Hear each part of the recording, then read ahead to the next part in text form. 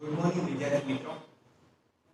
આજના આપણા વિડિયો લેક્ચરની અંદર ધોરણ 9 એની અંદર ભાગ 2 આપણે આગળના વિડિયો લેક્ચરની અંદર ધોરણ 9 ની અંદર પાઠ 1 ની શરૂઆત વિશે થોડી ઘણી પ્રસ્તાવનાઓ જોઈ ગયા હતા। તો થોડુંક એનું રિવિઝન કરી લઈએ। તો પાઠ 1 આપણી આસપાસમાં દ્રવ્ય વિશે આપણે થોડાક એના બેઝિક ટોપિક વિશે ચર્ચા કરી હતી કે દ્રવ્ય છે તો એ શેનું બનેલું છે? તો દ્રવ્ય એક કણોનું બનેલું છે એવું આપણે શીખ્યા હતા। દ્રવ્ય એ મૂળભૂત રીતે કણોનું બનેલું છે। એના આધારિત આપણે એક પ્રયોગ જોયેલો હતો જે મીઠા અને ખાંડના દ્રાવણ બનાવવાનો પ્રયોગ હતો કે જેની અંદર જે મીઠું ઓગળી જાય છે એનું શું કારણ હોય છે? તો હકીકતમાં પાણીના બે અણુની વચ્ચે રહેલી જગ્યામાં મીઠાનું કણ એમાં જોડાઈ જતો હોય છે જેના કારણે એ મીઠું આપણને ઓગળી ગયું છે એવું આપણને જોવા મળે છે। બરાબર। તો આ આપણે પહેલા પ્રયોગની અંદર સમજ્યા હતા। આજના આપણા ભાગ 2 ની અંદર આપણે દ્રવ્યના કણો કેટલા સૂક્ષ્મ હોય છે એના વિશે અભ્યાસ કરીશું। એ ઉપરાંત દ્રવ્યના કણોની મૂળભૂત 3 જે લાક્ષણિકતા રહેલી છે એના વિશે વિસ્તૃત અભ્યાસ કરીશું। ચાલો શરૂઆત કરીએ ભાગ 2। તો સૌપ્રથમ આપણે જોઈએ દ્રવ્યના કણો કેટલા સૂક્ષ્મ હોય છે। આપણે એટલું સમજી ગયા કે દ્રવ્ય એ કણોનું બનેલું છે એટલી માહિતી આપણને મળી ગઈ। આપણે ઘણા બધા વૈજ્ઞાનિકોના મત વિશે પણ ઘણી ચર્ચા કરી હતી પણ એ બધું હવે જોતા આપણને ફાઇનલ ખબર પડી ગઈ કે દ્રવ્ય એ મૂળભૂત રીતે કણનું બનેલું છે। તો હવે એ કણ એક કેવા સ્વરૂપની અંદર રહેલા હોય છે અને કેટલા સૂક્ષ્મ હોય છે જેને આપણે નરી આંખે તો જોઈ શકતા છીએ ને મૂળભૂત બાબત સમજવા માટે આપણે એક પ્રયોગ સમજીએ। તો પ્રયોગ તમારી બુકની અંદર પ્રવૃત્તિ 1.2 આપેલી છે। એ પ્રવૃત્તિ 1.2 ની અંદર પોટેશિયમ પર મેંગેનેટનું મંદનનો પ્રયોગ આપેલો છે। પ્રયોગની અંદર હકીકતમાં શું કરવામાં આવે છે? પોટેશિયમ પર મેંગેનેટનો એક નાનકડો સ્ફટિક લેવાનો।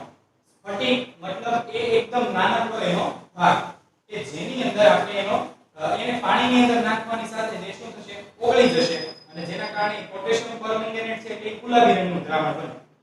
તો તમે ઘણી વખત જોયું છે અને તમને લગભગ મારી બાજુની સાઈડ એ પ્રયોગ જોવા પણ મળી રહ્યો છે કે કેવી રીતના પોટેશિયમ પર મેંગેનેટ ગુલાબી રંગનું દ્રાવણ બને છે। તો હવે એ પ્રયોગની અંદર આપણે શું કરવાનું છે? તો પોટેશિયમ પર મેંગેનેટનું એક 100 ml ના બીકર લેવાનું, એની અંદર થોડાક એવા સ્ફટિક નાખીને આખેનું સંપૂર્ણપણે 100 ml નું દ્રાવણ બનાવવાનું।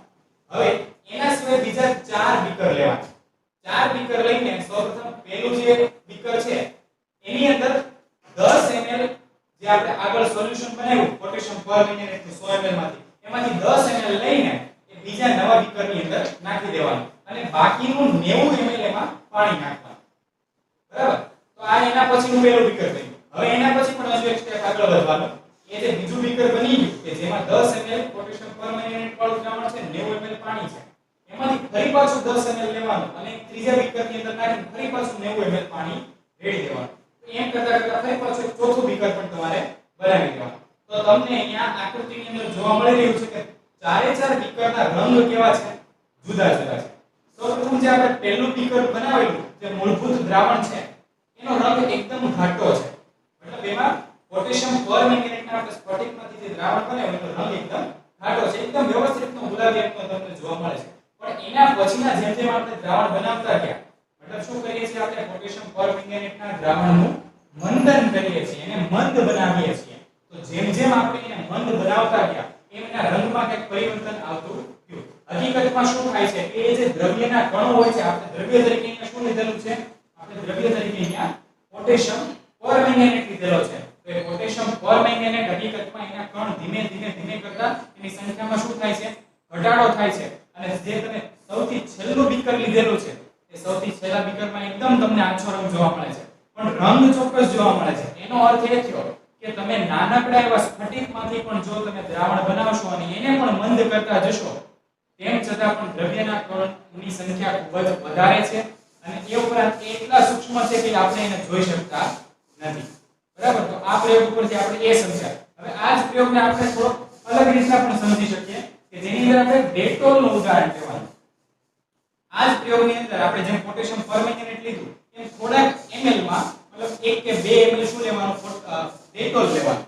એ ડેટોલ લઈને આ પ્રયોગ તમે જો આગળ વધારશો તો તમને છેક સુધી મતલબ સૌથી છેલ્લું બીકર જે તમે બનાવશો એની અંદર પણ ડેટોલની સ્ટ્રેન્થ તમને જોવા મળે છે। તો એ દર્શાવે છે કે એની અંદર પણ દ્રવ્યના કણો હજુ એટલે કે ડેટોલના કણ હજુ એમાં હાજર છે। એટલે આ પ્રયોગ ઉપરથી એ નિષ્કર્ષ મળે કે સ્ફટિકની અંદર દ્રવ્યના કણો વિભાજિત થયેલા હોય છે, મતલબ સ્ફટિકની અંદર બધા દ્રવ્યના કણો રહેલા હોય છે, એ ઉપરાંત એ ખૂબ જ મોટી સંખ્યામાં એની અંદર રહેલા હોય છે. બરાબર? તો આ પ્રયોગ ઉપરથી આપણને એટલી ખબર પડી કે ગમે એટલો નાનો સ્ફટિક પણ તમે લઈ લેશો ને તો એની અંદર પણ ઘણા બધા સૂક્ષ્મ કણો રહેલા હોય છે. તો આ આપણે દ્રવ્યના કણો કેટલા સૂક્ષ્મ રહેલા છે એના આધારિત આ પ્રયોગ જોયો. હવે આપણે એની આગળ થોડું વધીએ અને દ્રવ્યના કણોની લાક્ષણિકતા સમજીએ.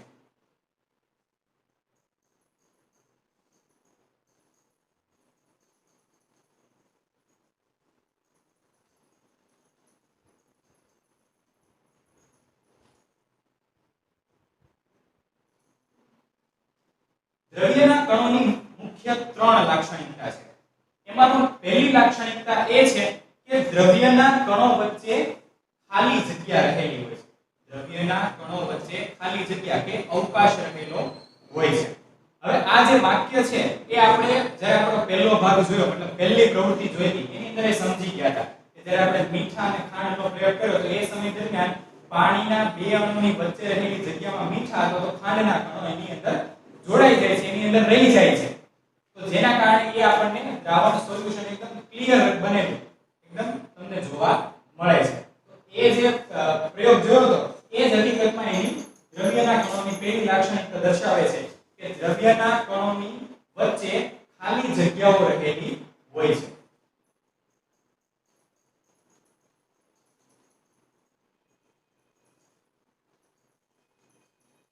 ખાલી જગ્યાઓ કે એને અવકાશ પણ કહેવામાં આવે છે.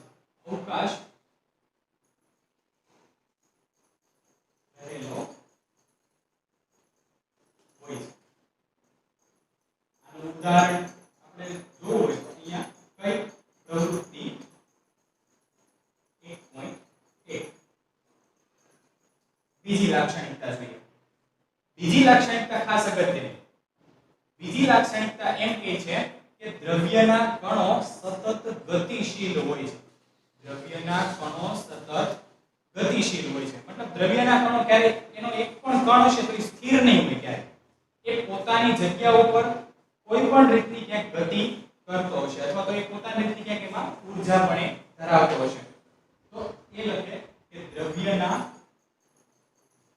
કણો સતત ગતિશીલ હોય છે. આના ઉદાહરણ જોઈએ. એકદમ સામાન્ય ઉદાહરણ, અગરબત્તીનું ઉદાહરણ.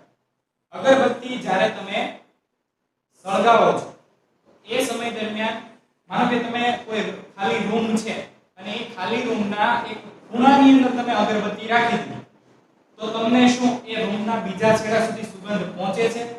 તમને આવે છે એ સુગંધ તમે ઓળખી શકો છો ત્યાં સુધી પહોંચે છે. એવું તમે બધાએ અનુભવેલું છે. તો એ જે હકીકતમાં ઘટના બની તો આપણે તો અગરબત્તી એક જ ખૂણા ઉપર રાખી તો એના સુગંધ બીજા ખૂણા સુધી કેવી રીતના પહોંચી ગઈ? તો એ દર્શાવે છે કે જે અગરબત્તીના દ્રવ્યના કણો છે એ હવાના મારફતે સતત ગતિ કરતા કરતા એક છેડેથી બીજા છેડા સુધી એ પહોંચી જાય છે. એટલે સૌપ્રથમ પહેલું એનું ઉદાહરણ આપણે જોઈએ તો અગરબત્તીનું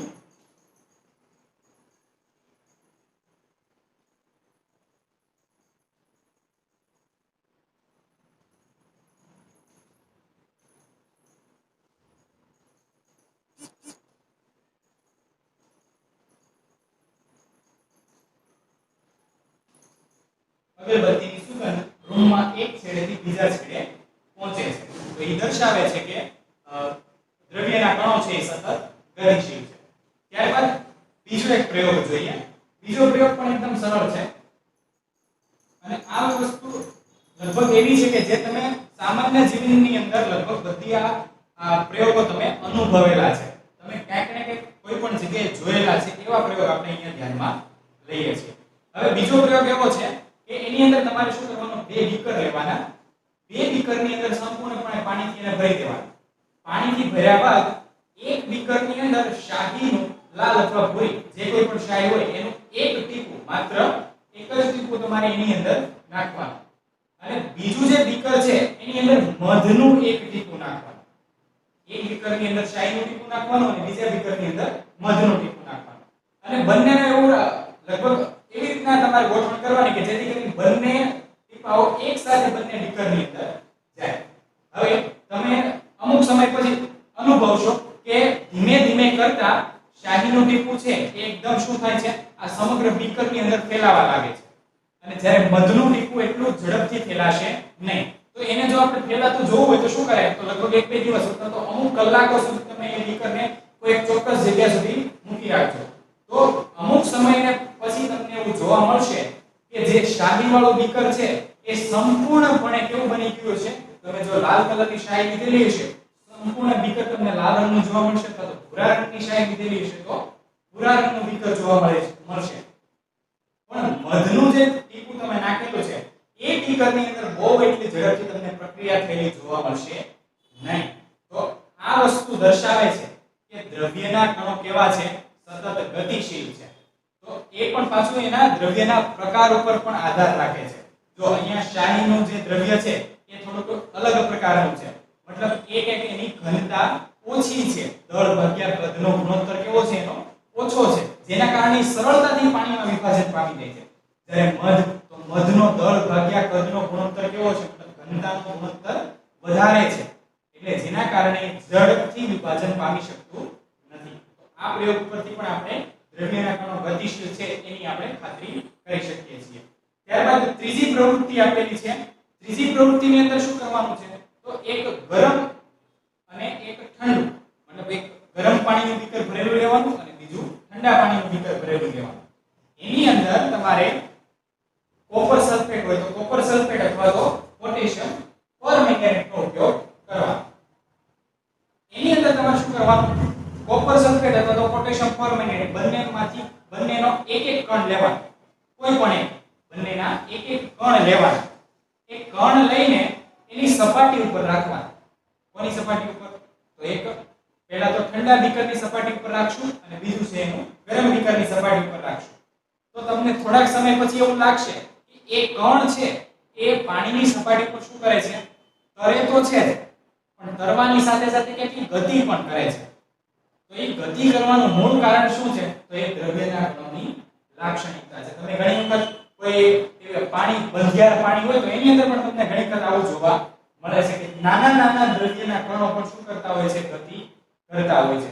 એટલે ત્રીજી એની લાક્ષણિકતા એ છે કે ત્રીજી પ્રવૃત્તિ એ છે કે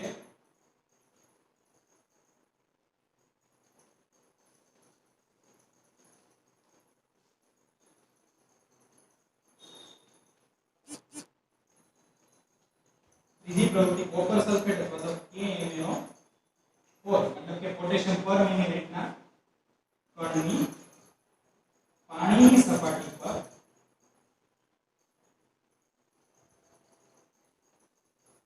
ગતિ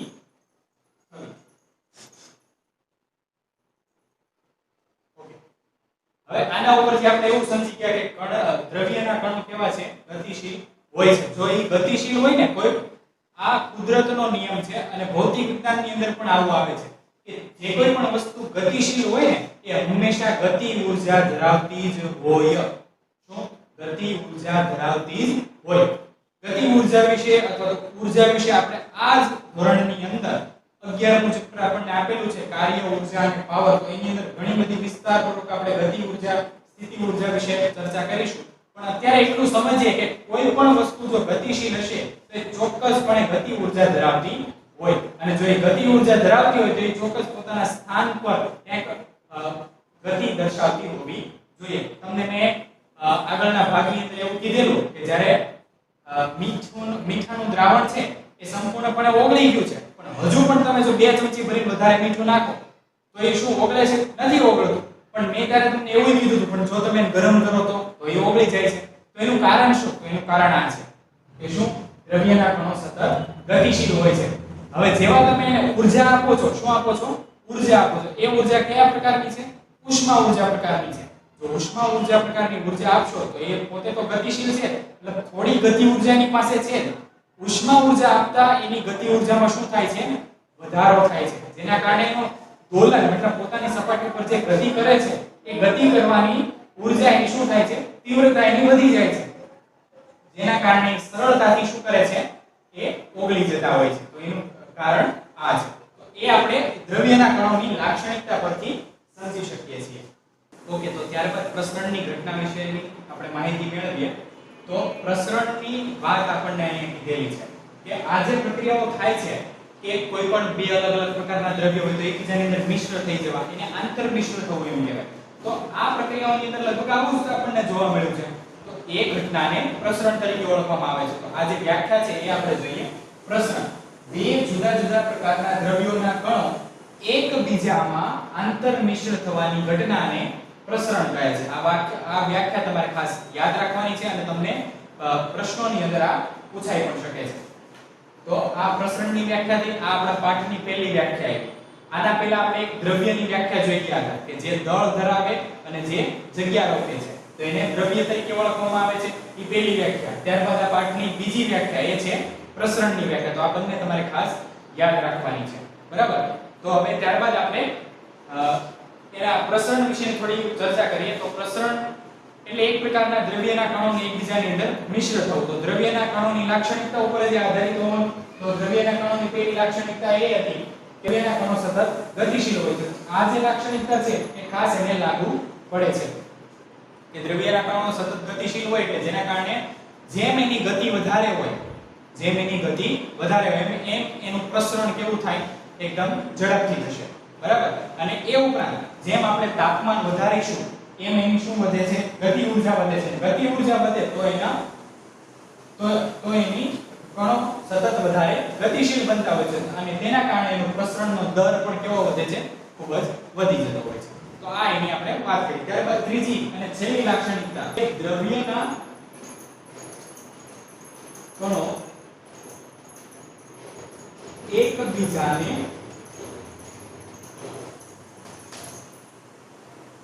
આકર્ષે છે. દ્રવ્યના કણો એકબીજાને આકર્ષે છે. આમ આપણે એક પ્રવૃત્તિ આપેલી છે તમને કે બુકની અંદર તમને ફોટો આપેલો છે કે જેવી રીતના એ લોકો ઊભેલા છે, તો એવી રીતના આપણે એક જૂથ બનાવવાના છે. શું કરવાનું? 5 જૂથ બનાવવાના. એ 5 જૂથની અંદર સૌપ્રથમ આપણે શું કરવાનું? બંને જે 5 જણા ઊભેલા છે એ 5 જણાને સૌપ્રથમ પોતાની આવી રીતે આંગળી હોય, આંગળીના ટેરવાથી એને પકડીને ઊભા રાખવાના.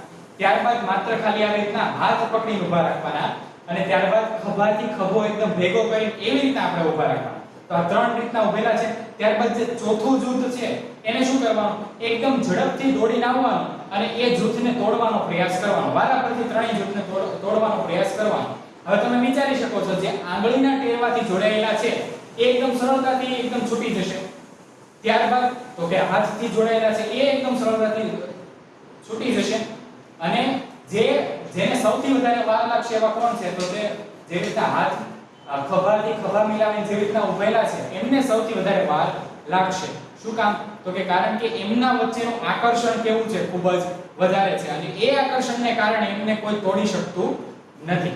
બરાબર? તો આ પ્રવૃત્તિની મદદથી આપણે એ સમજી શકીએ કે દ્રવ્યના કણો એકબીજાને આકર્ષે છે. ત્યારબાદ એક બીજો પ્રયોગ તમને આપેલો છે કે એક લોખંડની ખીલી, ચોકનો ટુકડો અને રબર લેવાનું. પછી એક હથોડીની મદદથી તમારે એને તોડવાનો પ્રયાસ કરવાનો. લોખંડની ખીલી, ચોકનો ટુકડો અને રબર. તો કોણ સરળતાથી તૂટી જશે? સૌપ્રથમ ચોકનો ટુકડો. શું કામ? કારણ કે એના દ્રવ્યના કણો એકદમ વ્યવસ્થિત રીતના આકર્ષેલા હશે નહીં. તમે એમ સમજી શકો કે આંગળીના ટેરવાથી જોડાયેલા હોઈ શકે. ત્યારબાદ પછી કોણ તૂટશે? તો કે રબર. અને સૌથી છેલ્લે તો કે એ ખીલી કે જે તૂટી શકવાની નથી. એ વળી જશે, મતલબ એના આકારમાં ફેરફાર આવશે પણ એના દ્રવ્યના ગુણધર્મો કોઈ ફેરફાર થતો નથી. ત્યારબાદ એક ત્રીજી પ્રવૃત્તિ તમને આપેલી છે કે પાણીનો નળ ખોલીને તમારે એકદમ ફૂલ સ્પીડની અંદર જો પાણી આવતું હોય ને એમાં જો તમે તમારો હાથ રાખશો તો પણ એ દ્રવ્યના કણો છે તો એકબીજા સાથે જોડાયેલા હોય છે. તો તમે એવું સમજશો કે અહીંયા પાણીના અણુઓ શું થાય છે? તૂટી જાય છે અને એકબીજા સાથે દૂર થઈ જાય છે, પણ એવું હકીકતમાં થતું નથી. એ જે પોતાના બંધ જેવી રીતના જોડાયેલા હોય છે એ એમ જ રહે છે. આપણે ખાલી એને શું કરીએ છીએ? એના માર્ગમાં અવરોધ સ્વરૂપે રાખેલો હોય છે. મતલબ એ દ્રવ્યના કણો હંમેશા કેવા હોય છે? એકબીજાને આકર્ષતા હોય છે. તો અહીંયા આપણો આ બીજો ભાગ અહીંયા આપણે પૂરો કરીશું.